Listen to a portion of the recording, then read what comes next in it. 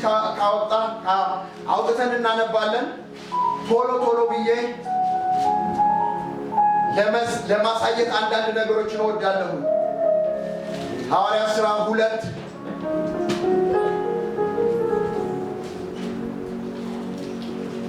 ቁጥር ከ42 ጀምሮ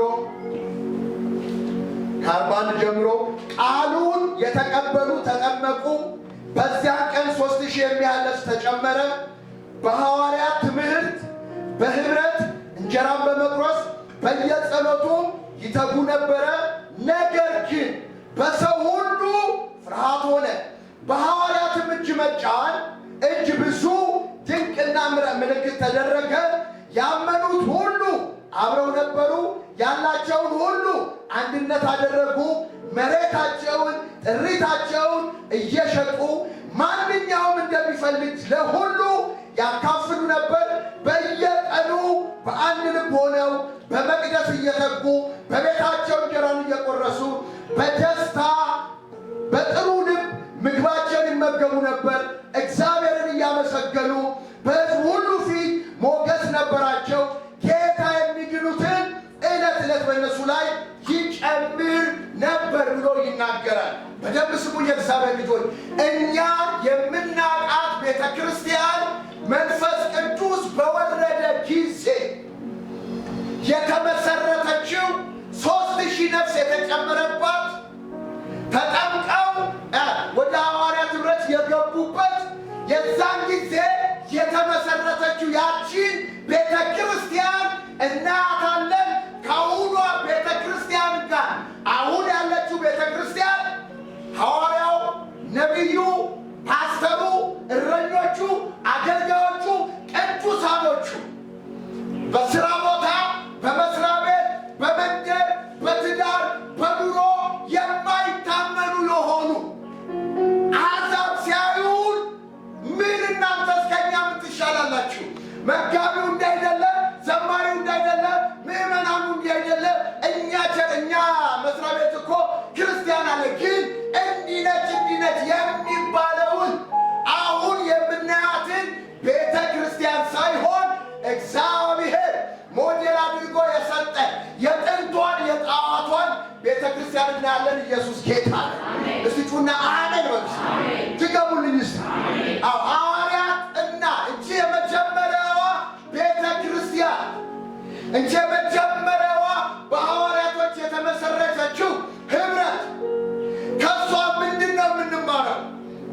ከሕይወታቸው ምን እንማራለን? ከኑሯቸው ምን እንማራለን የሚለውን እንመለከታለን።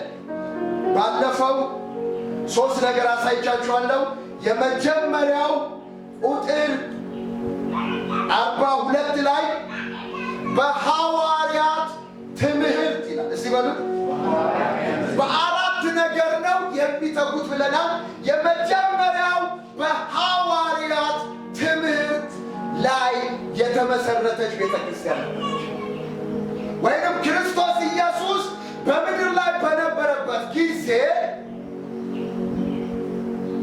3 ዓመት ተኩል አብረው ሲወጡና ሲገቡ ያስተማረውን የሰበከውን ከእንደገና ሲያርግ ያዘዝኳችሁን ሁሉ እንዲጠብቁ እያስተማራችኋቸው ባለው በዛ ትምህርት ላይ የተመሰረተች ቤተክርስቲያን ነች።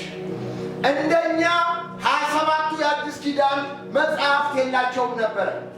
እነሱ የነበራቸው የብሉይ ኪዳን መጽሐፍ ነበር በእጃቸው ያለው።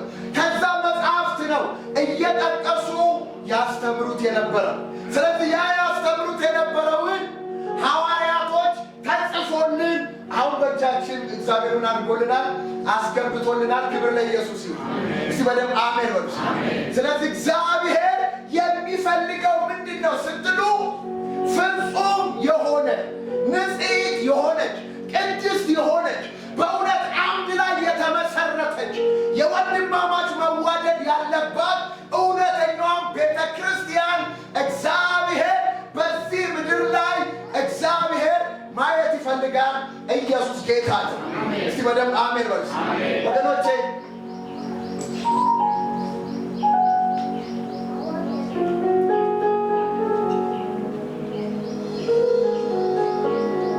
እግዚአብሔር የሚፈልገው ከኛ ምንድን ነው ብትሉ አንድ ነገር ነው። ቆላስይስ 1:7-8 ምንድን ነው የሚለው? ሰውን ሁሉ በክርስቶስ ኢየሱስ ፍጹሙን ሰው አያችሁ፣ ፍጹም የሆነ ሰው እስቲ በሉት፣ ፍጹም የሆነ ሰውን በክርስቶስ ኢየሱስ ለእግዚአብሔር ለማቅረብ ነው። አሁን አንቺ እኔ ቤተክርስቲያን ወደ ፍጽምና እንድትመጣ ሙሉ ሰው ወደ መሆን እንድትመጣ የእግዚአብሔር መልክ የሚታይባት በጽድቅና በቅድስና ለእግዚአብሔር ምሳሌ የተፈጠረችውን ያቺን ቤተክርስቲያን በአዲስ ሰው የተሞላችውን ማየት የሰማይ አምላክ ጉጉት ነው። ጳውሎስ እነዚህ ነው በክርስቶስ ኢየሱስ ፍጹሙን ሰው ለማቅረብ ሰውን ሁሉ በጥበብ እያስተማርን እየገሰጽን የምንሰብከው ኢየሱስን ነው ይላል። ስለዚህ የሐዋርያት ትምህርት የክርስቶስ ትምህርት ነው ብለን ባለፈው ተመልክተናል። ሁለተኛ ባለፈው ያየነው ህብረት የሚለው ነው። እስቲ በሉልኝ፣ ህብረት ማለት በእውነተኛ ፍቅር ላይ የተመሰረተ የቅዱሳን አማኞች ቤተሰባዊ አንድነት ነው ብለን ባለፈው ተመልክተናል። ወደዛ ጥልቅ አንገባም፣ ግን አንድ ሀሳብ ነግራችሁ ልለፍ። የሐዋርያቶች ህብረት በእውነተኛ ፍቅር ልብ ላይ የተመሰረተ ህብረት ስለሆነ በሐዘን በደስታ በማንኛውም በማጣት አንዱ የሌላውን ችግር በመካፈል የሌላውን ደስታ በጋራ በመሆን ያጣጥሙ ነበር። በአንድነት ሁሉን ነገር ይጋፈጡ ነበር። መከራና ችግር፣ ስደት በሃይማኖት መሪዎች በፖለቲካ በነ ሄሮድስ ሲመጣባቸው ይደርስባቸው ነበር። ሁሉም በደስታ በአንድ ህብረት በጋራ ይጋሩት ነበር። ሀብት ንብረታቸውን፣ መሬታቸው፣ ጥሪታቸውን በአንድነት አድርገው ይካፈሉ ነበር። በአንድ ህብረት ደስ እያላቸው በጥሩ ልብ ይመገቡ ነበር ይላል። እውነተኛ ህብረት ከልብ በመዋደድ ላይ የተመሰረተ በመንፈስ ቅዱስ ፍቅር ላይ የተመሰረተ ህብረት ሐዋርያቶች ነበራቸው።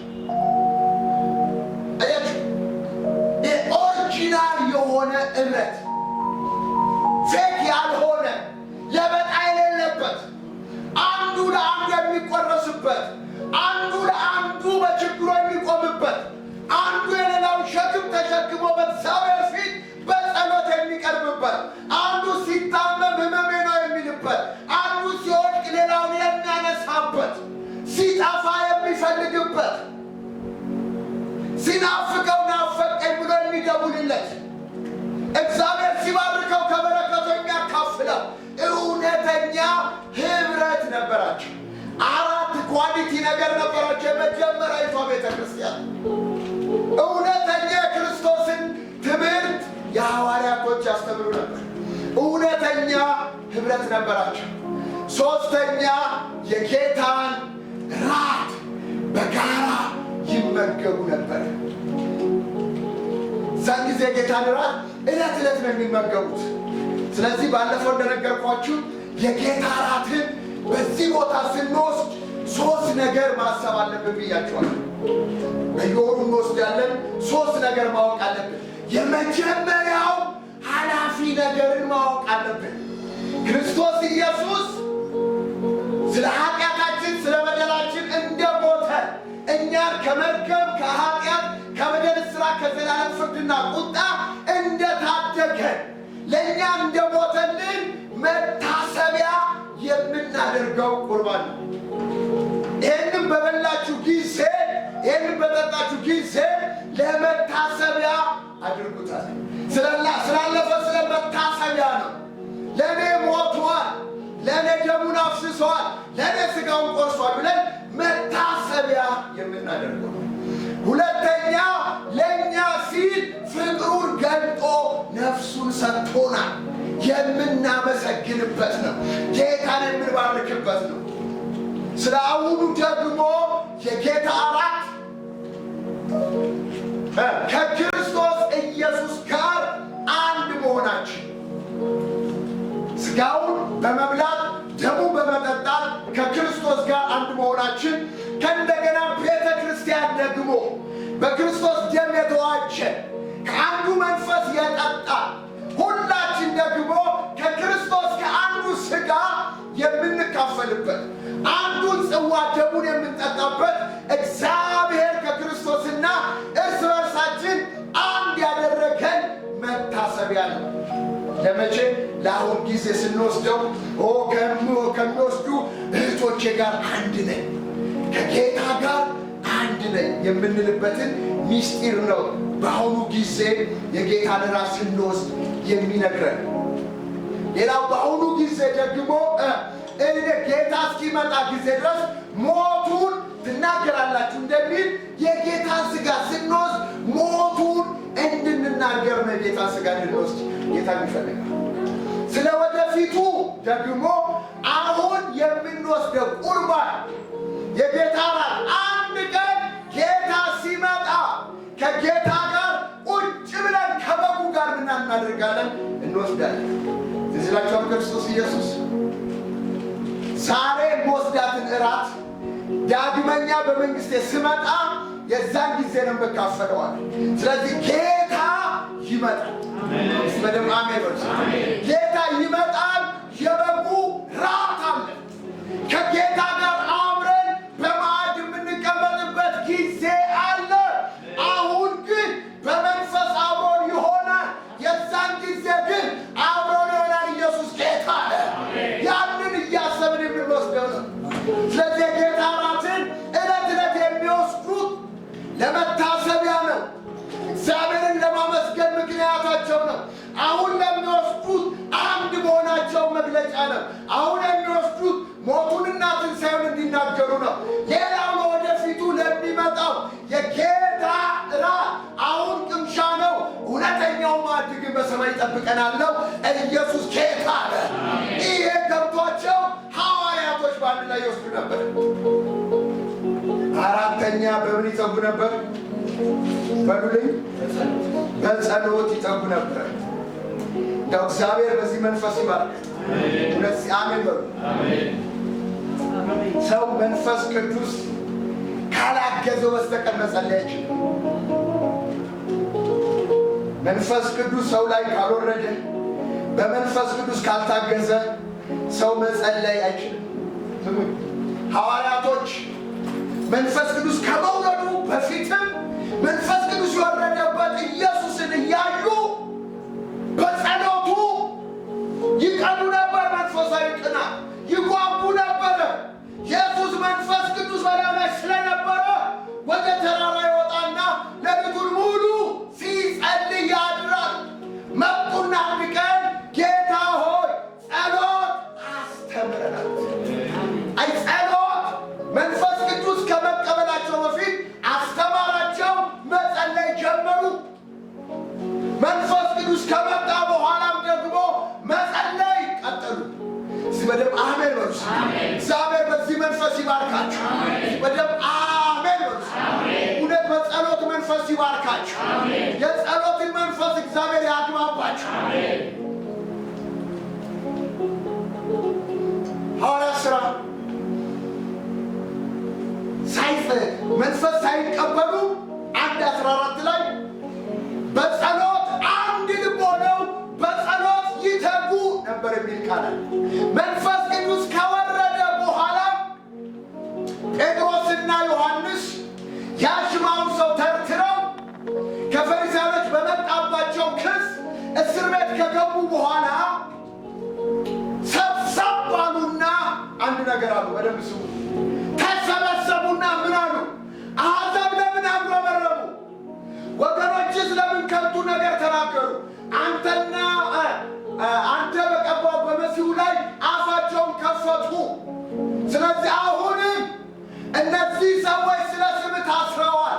አሁን እግዚአብሔር ሆይ እንዲፈቱ እንጸልያለን ሲሉ ጸሎታቸውን ተከትሎ ምን መጣ? መንቀጥቀጥና መናወጥ መጣ። በደም አሜን በሉ። ጸሎታችን ለውጥ የሚያመጣ ይሁን። በደም አሜን በሉ። ግደለም አሜን በሉ። ሰው መንፈስ ቅዱስ ሲሞላ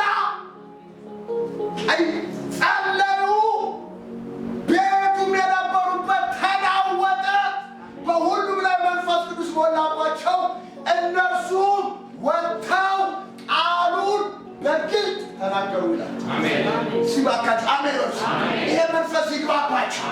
በዚህ መንፈስ ተጠመቁ። በዚህ መንፈስ ተሞሉ።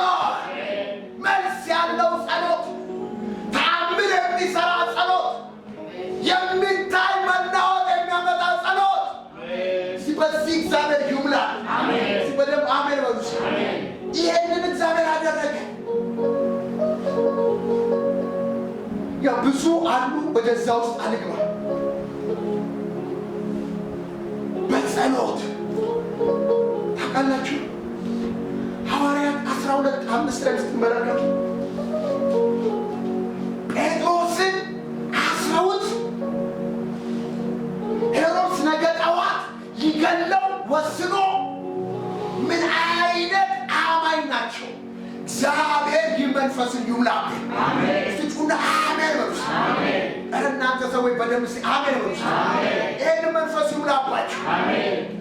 አይገርምም? ነገ ንጉሥ ይገለዋል። ነገር ግን እነሱ በመለኮት ላይ የሚታመኑ ስለሆኑ ስለ ጴጥሮስ በቤተ ክርስቲያን አጥብቆ ጸሎት ይደረግ ነበር። ይህ ምን አይነት እምነት ነው! መንፈስ ቅዱስ ሲመጣ እንድትጸልይ የሚያደርግ ዛሬ በኢየሱስ ይህ መንፈስ ይሙላባችሁ። ይህ መንፈስ ይሙላባችሁ። መንፈሳዊ ዓለምን የሚያንቀሳቅሰው የእግዚአብሔር እጅ ወደ ሕይወታችሁ እንዲመጣ የሚያደርገው የመንፈስ ቅዱስ ሙላት በእናንተ ላይ ከመጣ በኋላ የምትጸልዩት በእግዚአብሔር ላይ ታምናችሁ በመንፈስ ቅዱስ ላይ ተደግፋችሁ ከሆነ እግዚአብሔር ያንን ጸሎት ይመልሰዋል። አሜን። የሚገርም ነው። መልአክ ልኮ የሚገርም ነው። 16 እስረኞችን በሩን እየከፈተ አስወጣ። ዋናው በር ጋር ሲደርሱ ይላል በሩ አውቆ ተከፈተ ይላል። ጴጥሮስም አልፎ ሄደ። ዋናው አደባባይ ጋር ሲቆም መልአኩ ተለየው ይላል። ጴጥሮስም እግዚአብሔር መልአኩን ልኮ ከአይሁድና ከሄሮድስ እጅ እንዳወጣው አወቀ ይላል። ኢየሱስ ጌታ ነው። ሕልም የሚመስልህን ተአምር የሚሰራው የጸሎት ኃይል ነው። ኢየሱስ ጌታ ነው። ባካችሁ ጩና አሜን በሉ። ጩና በደንብ በሉልኝ። ተአምር የሚሰራው የእግዚአብሔር እጅ የሚያንቀሳቅሰው ከመለኮታዊ ዓለም ሰማያዊ መልአክ የሚላክልን የንጉሱን እስራት የወታደሮቹን ብዛት አስተኝቶ የሚያወጣ ሕልምን እስኪመስል ጊዜ ድረስ የእግዚአብሔርን እጅ የሚያሳይ ጸሎት ነው። ኢየሱስ ጌታ ነው። ይሄ ይምጣ። በደምብ አሜን። አሁን እኮ በምድራችን እኮ ስለ ሽሮ ነው እኮ የምንጸልየው፣ ስለ ቁሳቁስ ለምንጸልየው ወገኖች። ይሄ የእግዚአብሔር ፕሮግራም አይደለም። የእግዚአብሔር ፕሮግራም ከቤተ ክርስቲያን ጋር የጸሎትን ኃይልና መንፈስ ሰጥቶ በአንተ ተአምር መስራት ነው። ኢየሱስ ጌታ ነው። በአንተ እንግዳ ነገር ማድረግ ነው። ኢየሱስ ጌታ ነው። የጸሎት ሕይወት ብሎቼ ሰው እኮ ጸሎትን የሚወደው እኮ እግዚአብሔርን አናግሮ ሲመልስለት ሲያውቅ ነው። ከነገራችሁ ጻፍ ልብስም ሰው እኮ የማይጸልዩት እኮ እግዚአብሔርን ስለማያውቁት መጽሐፍ ቅዱስ እኮ ስሙ። ሙሴም ወደ እግዚአብሔር ጮኸ፣ እግዚአብሔር መለሰለት፣ በድምፅ መለሰለት። እነ ኤልያስ እንደኛ ሰው ነበሩ። አድምጠው ጸለዩ፣ ሰማይን ዘጉ። ጸሎት እስቲ ጩና በሉልኝ፣ ጩና በሉልኝ። ጸሎት መሰዊያ ይሰራ። የሚመልሰው እግዚአብሔር በጸሎት ነው። ከአንተ እንዴት ይመልስልሃል? እርዳኝ ካላልከው እንዴት ይረዳሃል? ወደ ነጩ እስቲ በሉት፣ ድገሙት እስቲ። ወደ ማን ትጮኻለህ?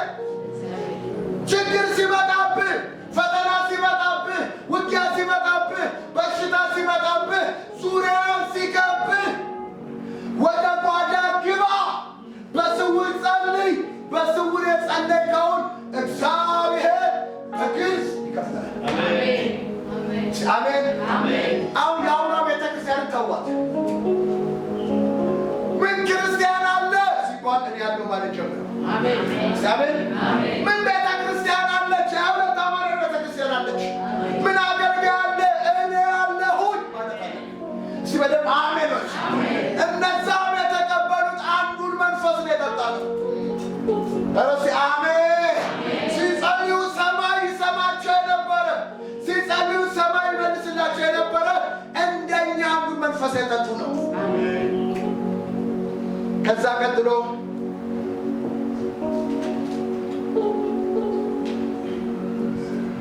ወደ ሌላ ውስጥ ስለሌላ አልገባም።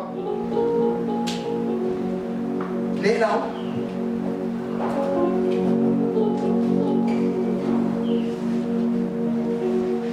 እሺ የፈለኩት ቁጥር 43 ላይ ቢኒስ ያበብልኝ 2:43 ላይ በሐዋርያት እጅ ብዙ ድንቅና ታምራት ይደረግ ነበር። ሰው ሁሉ ፍርሃት አደረበት። ያመኑትን ሁሉ በአንድነት ነበሩ። በቃ ቢኒዬ በሐዋርያቶች እጅ እስኪያደበሉልኝ ብዙ ትንሽ አይደለም ብዙ ምልክትና ድንቅ ይደረግ ነበረ። ሰዎች ሁሉ ይፈሯቸው ነበር ይላል። ቅድም ፒተርም ሲናገር ነበረ፣ ፋንትሽም ስትናገር ነበር። ያው በእግዚአብሔር ፊት ነው የምላችሁ። እዚህ ጋር ተቀምጬ እግዚአብሔር ተአምር አደርጋለሁ በላችኋል። ለቤተ ክርስቲያኒቷም ይሁን እያሉት ነበር። እግዚአብሔር ለቤተ ክርስቲያኒቷ ነው፣ ለእኔ ነው፣ ለህዝቡ ነው፣ ለማድሮ ነው ነበር። ግን እግዚአብሔር ተአምራት ያደርጋል። በደምብ አሜን በሉ። ያው እግዚአብሔር ምስክር ተአምራት አደርጋለሁ አለ። ጻፍን በሐዋርያቶች እጅ እስቲ በሉት። ምን አይነት ብዙ ምልክትና ድንቅ ተደረገ፣ በሰው ሁሉ ፍርሃት ወደቀ ይላል። 5:12 ላይ በሐዋርያትም እጅ ብዙ ምልክትና ድንቅ በሕዝቡ መካከል ይደረግ ነበር ይላል። ስሙን አሁን እኔ በህይወቴ ምን ትጠማለህ ብትሉኝ፣ ምን ትራባለህ ብትሉኝ፣ የእግዚአብሔርን ክብር በምድሪቷ ላይ፣ የእግዚአብሔር ክብር በቤተ ክርስቲያን ላይ፣ የእግዚአብሔር ክብር በእኛ ላይ መጥቶ ማየት የነፍሴ ረሃብ፣ የውስጤ ጉጉት ያ ነው። መንፈስ ቅዱስ ካለ፣ ህልውናው ካለ፣ መገኘቱ ካለ፣ በመንፈስ ከተሞላን፣ በመንፈስ ከተጠመቅን በእጆቻችን ድንቅና ምልክት ተአምራትን እግዚአብሔር ያደርጋል። ድገሙት እስቲ፣ ድገሙት እስቲ። ስሙን ያው ጴጥሮስም ይላል ሊጸልይ የ9 ሰዓት ከዮሐንስ ጋር ሄደ። ሲሄድ ይሄ ሰውዬ 3 ላይ ያለው ከእናቱ ማህፀን ጀምሮ ሽባ ነው። ሰዎች ናቸው እየተሸከሙ ይወስዱታል። መልካም በሚሉት በር ላይ ያስቀምጡታል። ሰብስበው ይዘው ምሽት ላይ ያነሱታል፣ ይዘውት ይሄዳሉ። በየቀኑ ሰዎች እየተሸከሙት በመልካም በምትባል ደጅ ላይ ያስቀምጡት ነበር ይላል። እግዚአብሔር ከዚህ መንፈስ ጋር ይገናኛል። ታሪክ የሚለወጠው ብሉ፣ ትዳር የሚለወጠው፣ ኑሮ የሚለወጠው፣ ዘመን የሚለወጠው በቅዱሱ መንፈስ ብቻ ነው። መንፈስ መጣ። መንፈስ ሲመጣ እነሱ የሚሄዱት ለጸሎት ነው። እርሱ ደግሞ ወደ ምኵራብ ከሚገቡ ሳንቲም ይለምን ስለነበረ አያቸው። ሲያያቸው ትኩር ብለህ እያሉት አንዳች ነገር ይሰጡት የሚመስል ትኩር ብሎ ሲያያቸው ብርና ወርቅ የለንም፣ ያለንን እንሰጣለን፣ በጌታ በኢየሱስ ስም ተነሳና ተመላለስ አለው። ቀኝ እጁን ይዞ አሜን አሜን። ሲናገር ምኑን ይዞ? ቀኝ እጁን ይዞ አቆመ።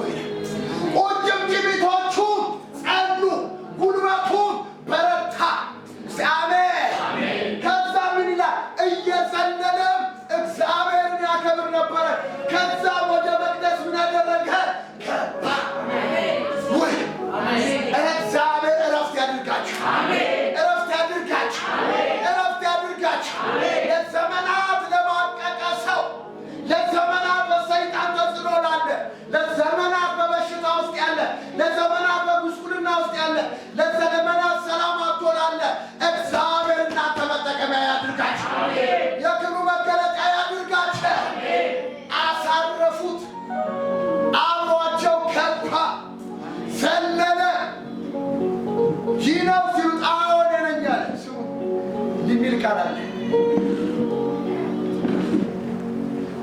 ሚዛኖችም ልንሸሽገው የማንችል አሜን ምን ሊባል ሊሸሸግ የማንችል ምልክትና ድንቅ በመካከላችን ተደርጓል።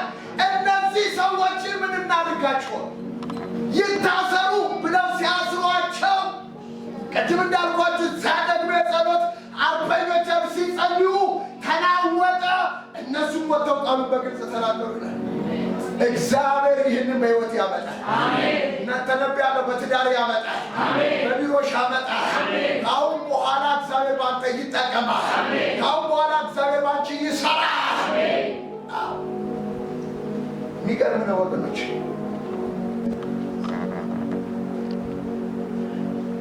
ልንሸሽገው ልንደብቀው የማንችል ድንቅና ተአምራት ተደረገ። ምን እናድርግ? ጥያቄ ውስጥ ገቡ። በማን ስም በምን ኃይል ነው ይህንን የምታደርጉት አላቸው። እናንተ ሰቅላችሁ በገደላችሁ እግዚአብሔር የሞትን ጣር አጥፍቶ ባስነሳው በኢየሱስ ስም ይህ አሁን የምታዩት የኢየሱስ ስም ጤና ሰጠው አሉ። ኢየሱስ ጌታ ነው። እስቲ በደንብ አሜን በሉ። ኦሪጂናል የሆነ ፈውስ አናፈቃችሁ? አሜን አላፈቃችሁ? ያሁኑ ተዋት። ኮንፈረንስ ሲባል 4 አይሱዚ 5 አይሱዚ ከትከች ነው ይዘው ሄደው እዛ አራቅፈው ጌታ የምትቀበሉ ሲባል ይህ ሁሉ ዳነ ተብሎ በቴሌቪዥን የሚነገር ውሸት ነው ወገኖች። ብዙ ሚስጥር አለ። ያው ባንዲ አደባባይ ነው የውሸቱ በክራንች ይመጣል። ከዛ መድረክ ላይ ተፈወሰ ተብሎ ኖይ እውነተኛ ፈውስ አለ። አሜን አሜን በደንብ በሉልኝ። እውነተኛ ተአምር አለ። ይህንን ደግሞ በዘመናችሁ ታያላችሁ። ይህንን በዘመንሽ ታያለሽ የሚል ቃል አለ። አንድስ እንኳን ቢተረክላችሁ የማታምኑትን ስራ እኔ እሰራለሁ። የናፈቀው ሰው አሜን ድገሙት እስቲ። እሰራለሁኝ እዩ፣ ተመልከቱ፣ ተገረሙ እንዳለ የምታየውን ነገር እግዚአብሔር ያደርጋል። የምታየውን ነገር ያደርጋል። 40 ዓመት ሙሉ ሽባ የነበረውን ቁርጭምጭሚቱን አጽንተው አዘልለው ምኵራብ አስገቡት። አሜን። መነጋገሪያ ሆነ፣ ለመታሰራቸው ምክንያት ሆነ። ነገር ግን እግዚአብሔር ደግሞ ክብሩ ምን አደረገለት? ያድርግልን ሲያድርግልን በሉ። ብዙ ጊዜ ወገኖቼ እንግዲህ እነ እስጢፋኖስን ሁላችንም እናውቃቸዋለን።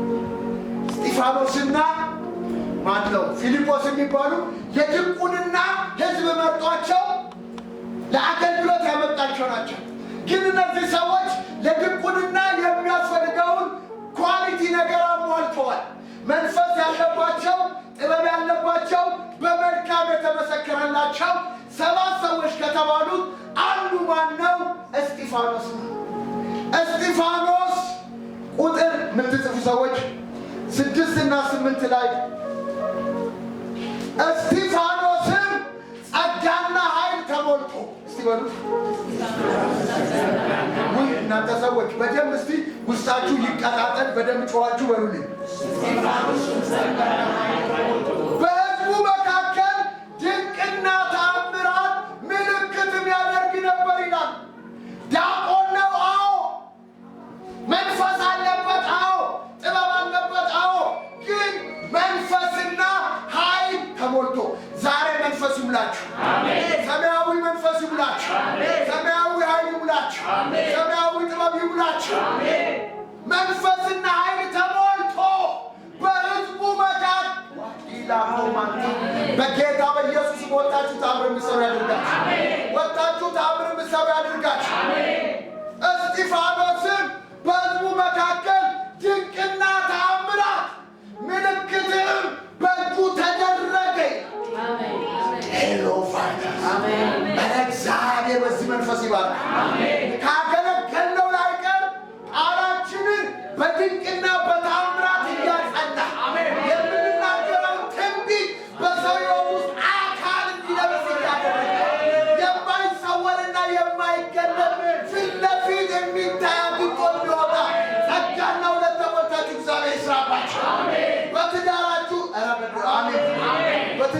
ይስራባችሁ። በትዳራችሁ ይስራባችሁ። በመስሪያ ቤት ይስራባችሁ። በትምህርት ቤት ይስራባችሁ። በመውጣት በመግባት ይስራባችሁ። አጋጣሚ በሚመስል ነገር ይስራባችሁ። እግዚአብሔር ይጠቀምባችሁ። በዚህ ሰው ተጠቀመበት። በሕዝቡ መካከል ድንቅ የሆነ ነገር፣ ታምር የሆነ ነገር፣ ምልክት የሆነ ነገር ሳያደርግ ዛሬ እባቡም ጊንጡም እንዲንቀሳቀስ የሚያደርግ ቅባት እግዚአብሔር በቤት ላይ ያምጣ። ቅባት ዛሬ ይቀባ። እረቱን አሜን። ነፃ አውጪ የተባሉት ከሌላ መጡና ይላል ተከራከሩ።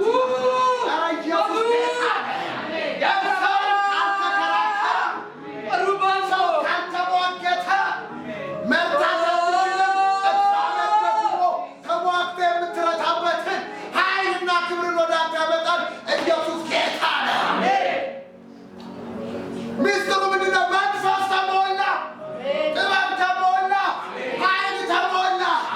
የተሞላው መንፈስ፣ የተሞላው ኃይል፣ የተሞላው ጥበብ ሰማያዊ ስለሆነ ሃይማኖተኛ ሊከራከር አይችልም። ሄሮድስ ሊከራከር አይችልም።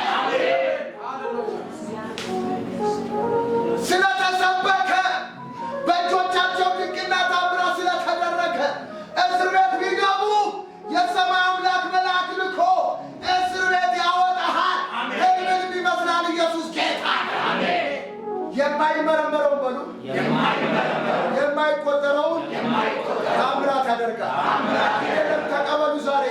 ይሄ ለማን እንደሆነ አላውቅም። ለግለሰብ ይሆናል፣ ለትዳር ይሆናል፣ ለቢሮ ይሆናል፣ ለገንዘብ ይሆናል፣ ለአገልግሎት ይሆናል። እግዚአብሔር የማይመረመር የማይቆጠር ታምራት ያደርጋል።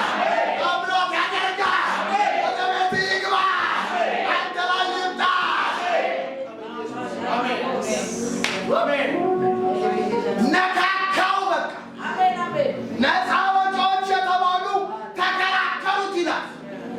ድንቅ ስላደረገ አዎ፣ ታምር ስላደረገ አዎ፣ ምልክት ስለተደረገ አዎ ተከራከሩት ይላል። ነገር ግን እስጢፋኖስ ይናገርበት የነበረው የጥበብ መንፈስ አለማዩት። ዛሬ እንደው በቅን ልቦና እግዚአብሔር ይጨምርባችሁ። ይህንን ልብ ይጨምርባችሁ። ይህንን መንፈስ ይጨምርባችሁ። በመስሪያ ቤት ይጨምርባችሁ። በኑሯችሁ ይጨምርባችሁ። ከቤተሰብ ጋር ይጨምርባችሁ። ከሃይማኖት ሰዎች ጋር ይጨምርባችሁ። ከፖለቲከኛ ሰዎች ጋር ይጨምርባችሁ። ከማን ፈላስፋ ጋር ስትነጋገሩ ሊቋቋሙ የማይችሉበትን ይህ መንፈስ ያግባባችሁ። ወይ አሜን፣ ወይ አሜን፣ ጊዜው ደርሷል። ጊዜው ደርሷል።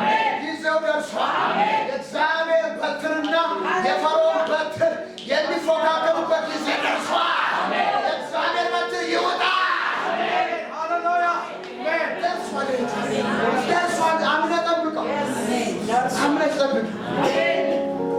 ኢየሱስ ጌታ አሜን። እስቲ በደምብ አሜን።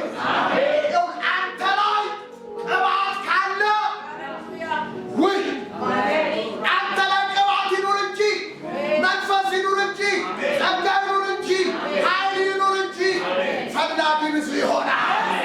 ፈላጊ ብዙ ይሆናል። አይገርም? ጴጥሮስን ስትመለከቱት ቅባት እንዳለበት አውቀው። አሁን እኮ ወገኖች ችግሩ እኮ አገልጋዩ ዘይት ሻጪ፣ አገልጋዩ ጨው ሻጪ፣ አገልጋዩ ጨርቅ ሻጪ፣ አገልጋዩ ምንም ማሸጠው ነገር አለ። መጽሐፍ ቅዱስ እኮ አገልጋዮች ምንም ያደረጉት ነገር ከኔ ጋር ናቸው። ምንም ቅባቱን አይተው ጴጥሮስ ያለው ጴጥሮስ በሚያልፍበት መንገድ አሜን አሜን። ጴጥሮስ በሚያልፍበት መንገድ ጥላው ካገኛቸው ይፈውሳቸዋል ብለው በጴጥሮስ መንገድ ላይ ሰዎች በአልጋ ያስቀምጡ ነበረ። ኧረ እግዚአብሔር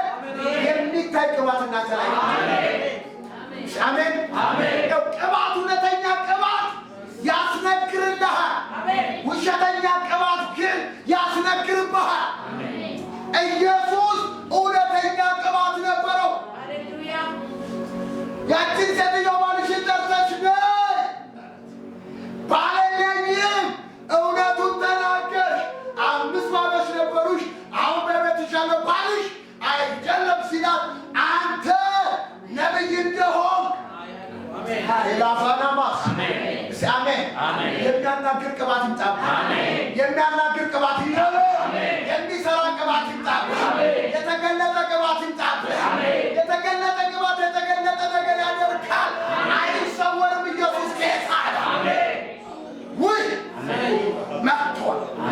መጥቷል የታምራት መንፈስ መስራት ይጀምራል እንዴት ነው እንዲህ ነው አይባል ታምር ማለት ከተፈጥሮ ህግ ውጭ ያለ ድርጊትና ስርዓት ይህንን ታየዋለሽ ስሙኝ ኤልሳ ላይ እንደው ምን እጥፍ ቅባት ረበሩት እስቲ ከልባችሁ ኤልያስ አገልግሏል 7 ተአምር ሰርቷል ኤልሳ ደግሞ ኤልያስ ያልሰራው ነገር ስላለ ሳልወሰድ ምን ትለምነኛለህ ካለው እጥፍ ቅባት ቢልበለው እስቲ እጥፍ ቅባት አስቸጋሪ ነገር ለምነሃል ነገር ግን ስወሰድ ብታይ ኢየሱስ አሜን ከለመናችሁ ላይ ቀድሱ እጥፍ በሉት እስቲ ቅባትም ከሆነ ምን አሜን በረከትም ከሆነ ማሰሮውን ሰብስቦ አታሳንሹ እንደሚል ኢየሱስ ጌታ እጥፍ ቅባት አለ ከዛ ቅባቱ መጣ መጎናጸፊያው መጣ የኤልያስ የመጨረሻው አገልግሎት ባህር ከፍሎ ዮርዳኖስን ተሻገሩ የኤልያስ ደግሞ የኤልሳ የመጀመሪያ አገልግሎት ሆነ ኢየሱስ ጌታ እስቲ አሜን በል እንደለም ቅባትም ከሆነ እግዚአብሔር ማለት ይቀባሃል በረከትም ከሆነ አትረፍርፎ ይባርካሃል እስሙ ቢዝነስ ያላችሁ ስራ ያላችሁ በገንዘብ እግዚአብሔር ሊባርካችሁ ቃል የገባላችሁ ሰዎች እስቲ ደስ እንዲለኝ በሉ በደንብ በሉት አትርፎ በሚሰጠኝ እግዚአብሔር ተስፋ አደርጋለሁ ደስ እንዲለኝ አትርፎ በሚሰጠኝ ኢየሱስ አትርፎ ይሰጣችኋል እጥፍ ቅባት ያመጣባችኋል ምን ያለውን እንደ ሸረሪት ድል የሆነ ሸረሪት ፈቀለቅ እንደዛ የሆነ መረብ ያለው እየተበጣጠሰ ሰው ሲወጣ ዛሬ ወጣሃል ከተጠመደብህ ወጣሃል ታውቃላችሁ ኤልሳ ላይ እጥፍ መጣ ኤልሳ ላይ እጥፍ ሲመጣ ማስታወቂያ ተቀብቻለሁ ትኩስ ቅባት በሌላ እጥፍ መጥቷል ብሎ ማስታወቂያ አልተናገረም የኢያሪኮ ሰዎች ወደ ኤልሳ መጥተው ወደ ኤልሳ መጥተው ጌታ ሆይ የኢያሪኮ መልካም ኑሮ ጥሩ ነው ውሃው ግን ያስጨነግፋል ቅባት ካለ መፍትሄ አለ በምን ድጋሙት እስቲ የኤልያስ ቅባት እሱ ላይ በማለፉ መጎናጸፊያ እሱ ላይ በመውደቁ አንተን እኮ ያወጣ ጥማድህን አሽጦ ጥማድህን አስትሮ እከተላለሁ ብለህ የተከተልከው መጀመሪያ መጎናጸፊያ ስለወደቀብህ ነው ኢየሱስ ጌታ ነው ሁሉን ጥሎን የተከተልነው ተነክተልነው ኢየሱስ ጌታ ነው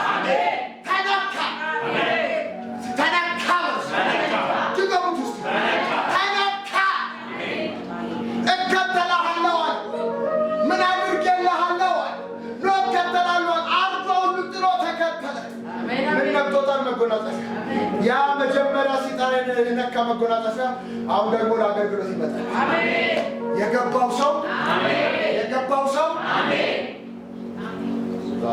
ያ መጀመሪያ የነካ መጎናጸፊያ አሁን ደግሞ እጥፍ ሊሰራብህ ይመጣል መጡ ጌታ ሆይ የኢያሪኮ ኑሮ መልካም ነው ውሃ ያስጨነግፋል ጨዋቷል ባዶ ማሰሯቷል ጨመረ ኑዋን ወሰዳቸው ጨመረበት እግዚአብሔር ከዛሬ ጀምሮ ይህንን ውሃ ፈውሸዋል ወይ በደንብ በሉ አሜን። እንደ ኤልሳ ቃል ያም ውሃ ተፈውሶ አንድ መርገም ዛሬ ከስር ይነቀል። አንድ ያሰበረሽ ነገር ከዘርሽ ላይ ይነሳ። አንድ ፍርሃት ያመጣብሽ ነገር ላይ ይነሳ። ይሄ ጥሩ ነው። ይሄ ነገር ግን የሚባለው ነገርሽ ይሄ ነገር ጥሩ ነው። ይሄ ነገር የሚባለው ያ ነገር ዛሬ ይንቀል። ዛሬ ይንቀልልሽ። ሙሉ ፈውስ ይሁንልሽ። አሜን። ኢያሪኮ ማለት የጨረቃ ከተማ ማለት ነው። እንድትሰራ እግዚአብሔር አልፈለገም። ፈጽማችሁ አጥፏት አለ። ፈጽማ አጠፋች። ነገር ግን በኢያሱ አፍ እንዲህ አለ እግዚአብሔር፣ ኢያሪኮን የሚሰራ የመጀመሪያ ልጁ ይሞታል። ሁለተኛው ቅጥሩ ሲገነባ ሁለተኛው ልጁ ይሞታል። አክዓብ ኤልዛቤል ያሳተችው በልጆቹ በሱ ዘመን አኪያን የሚባል ሰው ተነስቶ ያንን ፈጸመ። እንዳይሰራ የተፈለገ ከተማ ስለተሰራ መርገም ነበር። እግዚአብሔር ግን በቅባቱ ምን ያደረገው? ዛሬ ይገላግል። አሜን። ሁለት ይገላግል። አሜን። የሚገላግል ቅባት ወደ ቤትሽ ይምጣ። አሜን። የሚገላግል ቅባት ወደ ቤትሽ ይምጣ። አሜን። ገላገለው። አሜን። ሁለት ይገላግላል። አሜን። ሁለት እኔ አላውቅም። አንድ ሰው ዛሬ ከአበሳው ይፈወሳል። አሜን። አበሳን ዛሬ ያነሳል። አሜን። አበሳሽን ያነሳል። አሜን። የመከራ እንጀራ አትበይ። አሜን። የመከራ ውሃ አትጠጪ። አሜን። ይህን ምዕራፍ እግዚአብሔር ዘጋ።